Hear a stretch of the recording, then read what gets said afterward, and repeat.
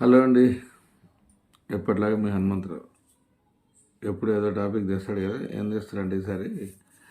మొన్న ఎవరు నాకు వాట్సాప్లో మెసేజ్ పెట్టారండి. చాలా ఆశ్చర్యం అనిపించింది. ఎస్పెషల్లీ ఫర్ బ్రాహ్మణ్స్, మళ్ళీ స్వీట్స్, హాట్స్, పిండి వంటలు, నెయ్యి, నూనె అన్నీ వేసి మంచి భోజనం పెడతామని వచ్చారు.